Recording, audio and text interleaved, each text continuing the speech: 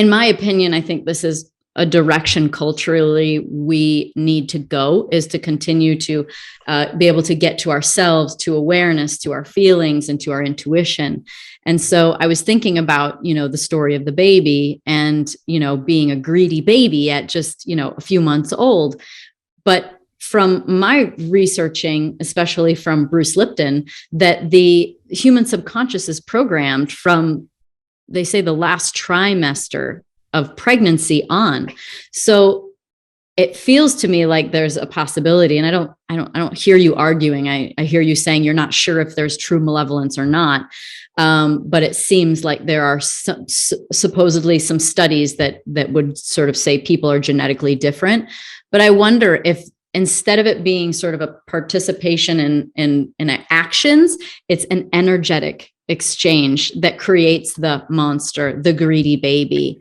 You mean the baby in the last trimester was picking up something from the mother? Mm-hmm. That's an interesting theory. I've never heard anything about. I don't know how anybody can prove it, but I'm sure there is some, because they've done studies where the mother plays certain classical music or certain music for the baby, and in the last trimester, it has a definite effect on them. So I'm sure there's some validity to that. Yeah. But I mean, I still would maintain that there's probably a genetic component that is underlying it even then. Yeah. That even prior to that trimester, there are things that are going on that are underneath there that we'll never ever really know. I mean, if you study human nature and psychology, like the people you've referred to, that great book, I'm not on their level, but I've studied it for many years. You develop a bit of humility because humans are so complicated. And if you spend 1 minute analyzing yourself and analyzing the degrees of emotions you can have in 3-minute period and how your mind will go from this, that, and the other, you begin to appreciate the incredible complexity of the human being, which is why I'm very skeptical about things like artificial intelligence, because I don't think you can ever replicate the incredible complexity of the human brain and the incredible complexity of our nature, how we can feel things and understand things, not through necessarily rational appreciation, but through intuition. Mm-hmm. Intuition is an incredible part of our knowledge and our ability to get anything done. You can't program that into machine. So I don't have the answers about this genetic component or not. I sort of am humbled by the fact that there's so many mysteries about human nature that I don't think we'll ever understand, because we're this marvelous creation. The human brain, as I'm discussing in my next book, is the most complex organism in the entire universe. The number of cells, the number of neuronal connections in the brain far surpass the number of stars in the universe. It's an incredible thing about our brains are just unbelievable. So I don't think I can ever really completely understand it. And I come to the subject with a degree of, I'm trying to understand it, and there's still mysteries that I'll never be able to solve. I think that's part of the human experience that makes it interesting yet frustrating. And so it kind of leads me into asking about this book, because I think I heard you, it's based on basically the Big Bang, right? And sort of the trajectory after that. And is this correct? And like trying to understand and explore people's limited thinking. Is that right? Is that the book you're alluding to? My new book, what I'm writing right now? Yeah. Yeah, I mean, I have parts of it in the Daily Laws in the month of December. Well, basically, it's a book I call It's About the Sublime. And I have this idea about human nature that I've had for many, many years. And the idea is that I kind of compare it to a circle, that human beings naturally live inside of a circle.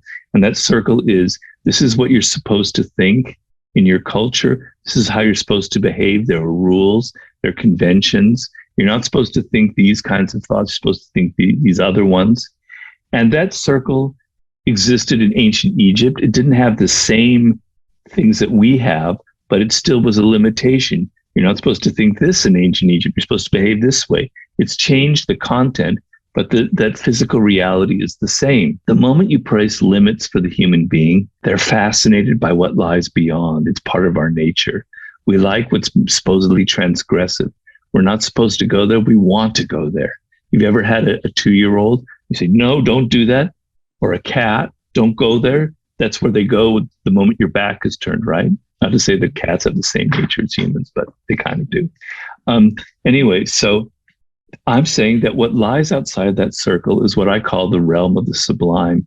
And I want people to begin to think outside of that, to expand their minds, to expand their consciousness, to not live in the sort of narrow little world of your smartphone, of what people are telling you how you're supposed to think and feel, but to expand your mind to other possibilities of looking at the world.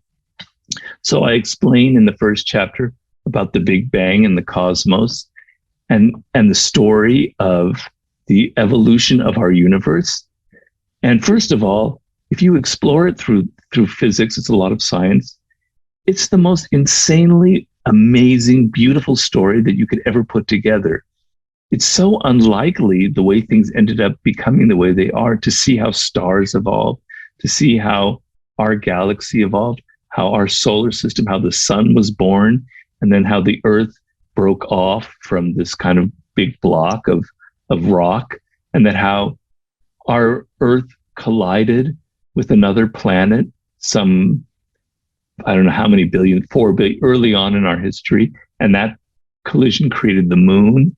And it's an unbelievably beautiful story, and it'll make you realize that you're thinking here of your own day-to-day affairs. You're only thinking about Instagram, etc. And yet this thing's been going on for 13 billion years. It'll blow your mind. It'll expand your thinking. It'll make you appreciate just being alive. It'll make you appreciate that we have a sun, that we have light, that we have water.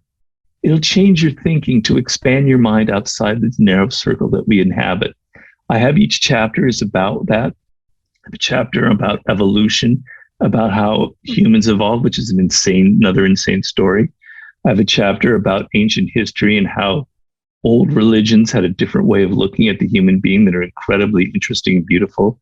I'm writing a chapter now on childhood and how the world of children and their minds are very different from adults, and how it's extremely exciting how you once used to think when you were 3 years old.